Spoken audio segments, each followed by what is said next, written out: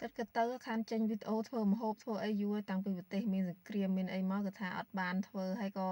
កម្មវិធីកាត់តក៏វាមានបញ្ហាអញ្ចឹងហើយដល់ដោនកម្មវិធីថ្មីអញ្ចឹងមកបានធ្វើវិញហើយវីដេអូនេះ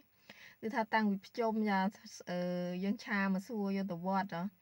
អញ្ចឹងបានកាត់ទេវាអត់មានអីកាត់ពោះឆាមកសួរយើងក៏គ្រឿងច្រើនគ្រួសមដែរបងប្អូនមានសាច់ជ្រូកមានបន្លែខ្លះហើយស្បែកជ្រូក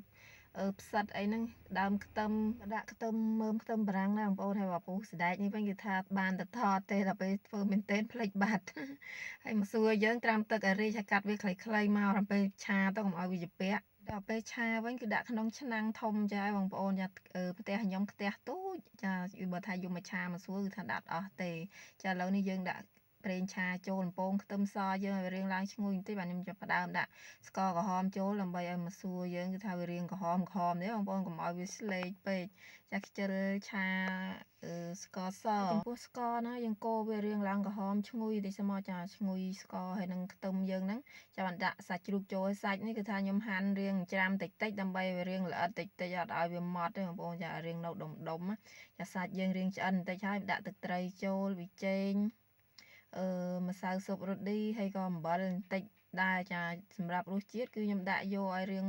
ប្រៃផ្អែមមុតឲ្យហើយបងប្អូនហើយប្រេងខ្យងក៏មានម្រេចម៉ត់នេះបន្តិចដែរហើយប៊ីយឺហ៊ឺយើងត្រាំទឹកឲ្យរីកលាងឲ្យស្អាតមកហើយចាយើងហាន់ទៅសៃចឹងមកឲ្យដាក់ចូលគ្នាមកចាយើងឆាចូលគ្នាទៅឲ្យសព្វរួចហើយទុកឲ្យវារៀងរីងទឹកប្រៃហ្នឹងបន្តិចបងប្អូនខ្ញុំចាប់ដើមដាក់ផ្សិតចូលឯផ្សិតមានតិចកណ្ដុរឯណាផ្សិតខ្មៅរឹងឲ្យយើងត្រាំទឹកវារីកមកបាយជ្រូកក្រៀមអីណាយើងដាក់ចូលគ្នាហើយមកឲ្យឆាចូលគ្នាសព្វចារសជាតិវិញយើងដាក់តាមចំណូលចិត្តបងប្អូនហើយការ៉ុតនេះវិញគឺថាវាច្របឆ្ងាញ់ដែរហ្នឹងផ្អែមច្របចាយើងដាក់ឆាចូលដែរមកគឺថានិយាយទៅឆាទៅការ៉ុតយើងនឹងរៀងទន់បន្តិចបាទខ្ញុំចាប់ផ្ដើមដាក់ខ្ទឹមបារាំងចូលចំពោះខ្ទឹមបារាំងនេះក៏ថាអត់ឆាយូរដែរបងប្អូនចាឆាត្រឡប់ទៅត្រឡប់មកដូចគ្នាអញ្ចឹងមកឲ្យវារៀងនៅច្របចាយើងញ៉ាំទៅគឺថាផ្អែមឆ្ងាញ់ណាខ្ទឹមបារាំងបងប្អូនចារួចហើយយើងដាក់មកសួរចូលហើយរសជាតិកុំភ្លេចភ្លក់មើលឲ្យរៀងដិតឲ្យហើយមកព្រោះអីដាក់មកសួរទៀតមកគឺថាវារៀងនិយាយទៅវារៀងសាបជាងមុនអញ្ចឹងបងប្អូនចាវាចូលជាតិជាមួយនឹងអាមកសួរហ្នឹងសួរណាដល់ពេលដាក់ចូលហើយយើងឆាវាទៅសោះឲ្យរៀងលឿនបន្តិចដែរបងប្អូនចាមកសួរហ្នឹងមកកញ្ចប់ធំហ្មង